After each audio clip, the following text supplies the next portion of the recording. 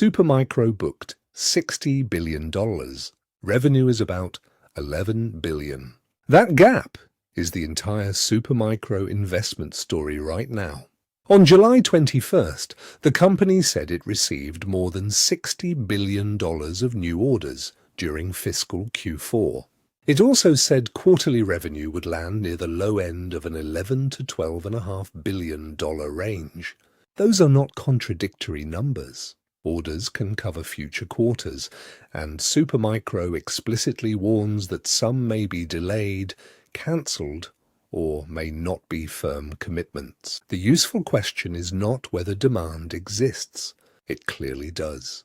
The useful question is how much of that demand becomes revenue, margin, and cash.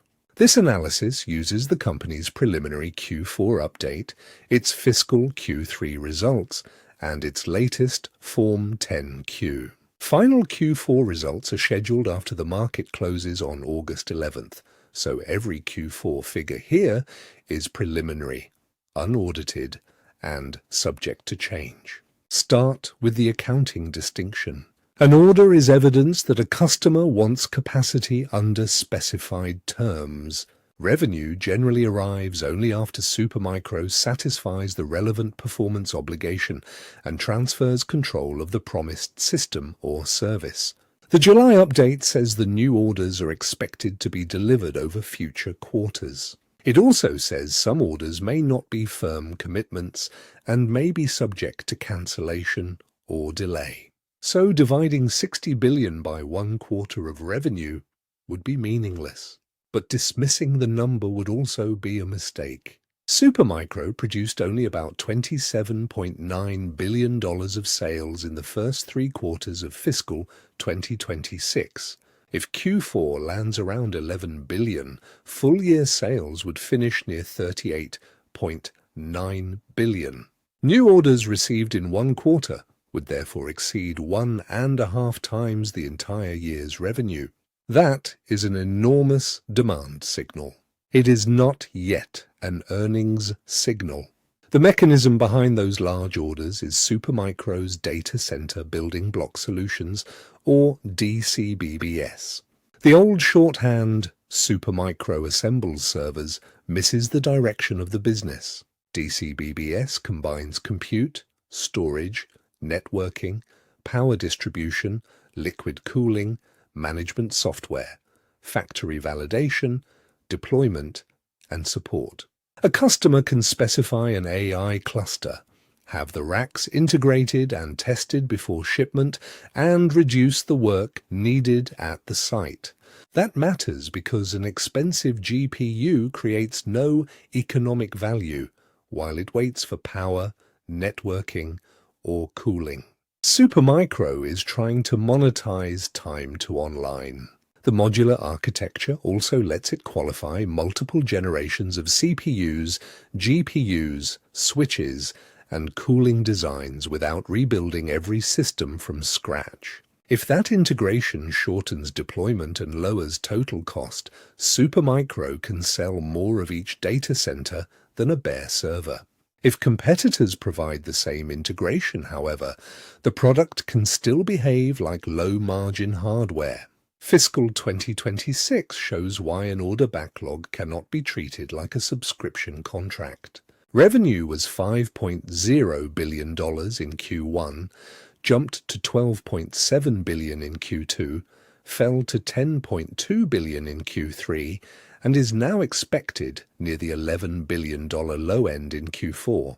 Some of that movement reflects the timing of large deployments and product transitions.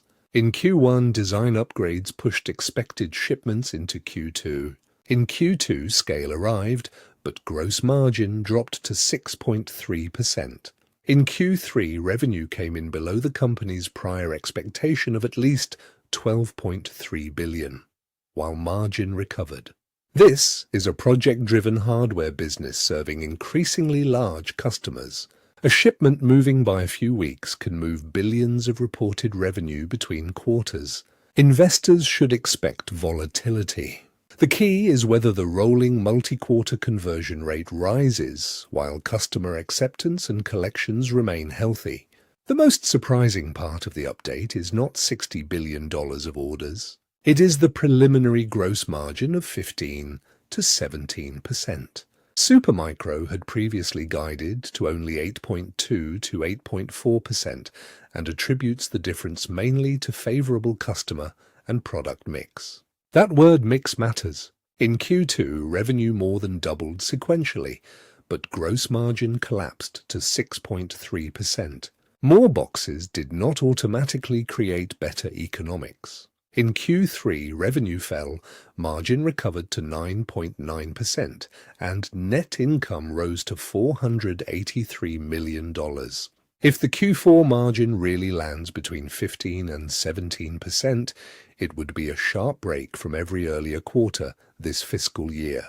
The bull reading is that DCBBS and richer configurations are improving value per deployment. The skeptical reading is that one unusually favorable mix produced a temporary spike.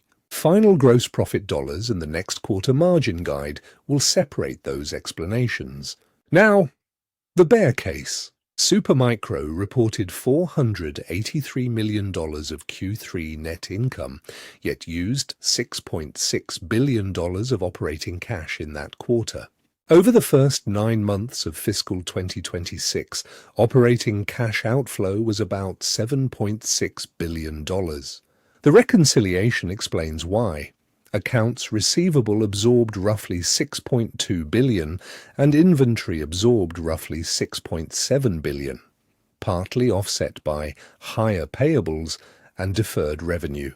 This is not the same as losing $7.6 billion on the income statement. It is cash tied up before systems are delivered and customers pay. That can be rational during a scale-up. It can also become dangerous if orders slip, hardware changes, customers negotiate later payment, or inventory loses value. The order book, therefore, creates both opportunity and a financing requirement. A high-quality Q4 report should show that shipment growth begins turning those receivables and inventories back into cash. The working capital build is visible on the balance sheet. Between June 2025 and March 2026, inventory rose from $4.7 billion to $11.1 billion.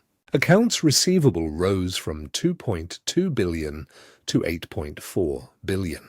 Cash fell from $5.2 billion to $1.3 billion, while the company reported $8.8 billion of bank debt and convertible notes at quarter end. Financing cash flow supplied about $3.9 billion over the 9-month period.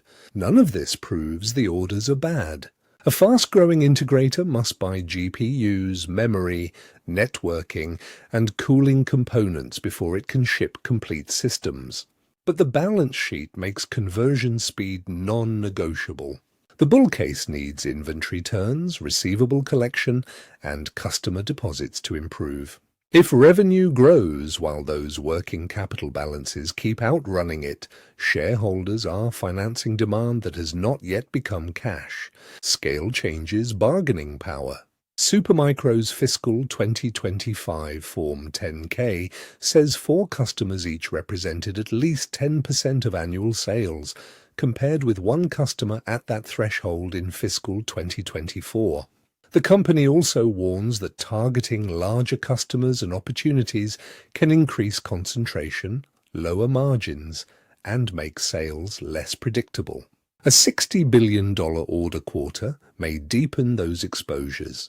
There are additional governance and regulatory risks. As of March 2026, management said previously identified material weaknesses in financial reporting controls remained unremediated, although remediation work was continuing.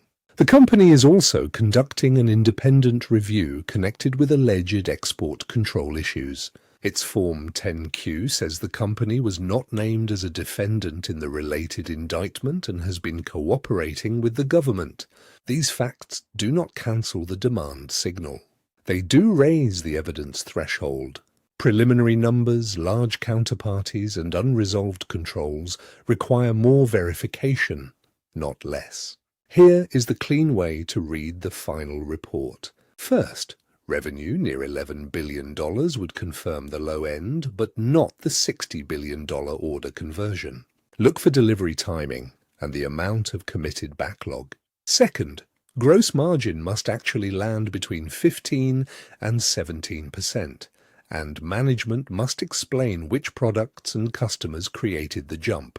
Third, cash conversion must improve.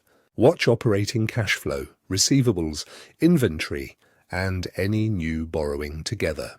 Fourth, guidance for fiscal Q1 2027 should show whether the order surge survives beyond one quarter.